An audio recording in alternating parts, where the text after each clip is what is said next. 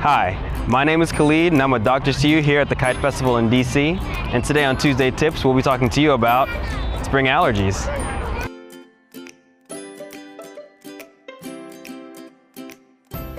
So an allergy occurs when the body overreacts to a substance that it seems harmful.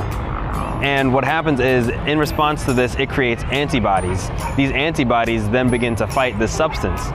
Now, when this fight is going on, it creates symptoms, and these symptoms are then known as the allergic reaction. These can be as mild as sneezing or watery eyes to something more severe as swelling of the throat or difficulty breathing. So during springtime, when mold spores and pollen are more abundant in the air, your body's working overtime to try to fight that. So of course the best way to stop these allergies would be to stay indoors, but it's springtime, you want to go outside and have some fun. So on today's episode, I'm going to give you a few tips by focusing on your eyes, your nose, and your mouth to help you cope with your springtime allergies. So for your eyes, stay wary of pollen by making sure the windows in your car and in your home are closed and that you're using the AC more often.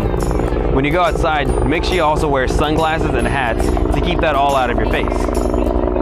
And speaking of your face, make sure you avoid touching it at all costs. Your hands have pollen on them when they go outdoors, so by rubbing your eyes, you're going to get itchy and irritated. And when you get back home, make sure you shower and wash your clothes as well, so that you don't get pollen back into your home or onto your bed sheets when you sleep at night. You can also smell some eucalyptus oil or use warm water in a neti pot to clear the mucus out of your nose. It'll really help clear out those nasal passages naturally.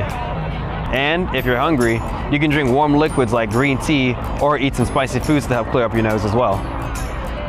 And speaking of foods, you want to make sure you're eating probiotic-rich foods such as raw cheese or kombucha to help keep your body in working order. It'll really help those antibodies when they're trying to fight.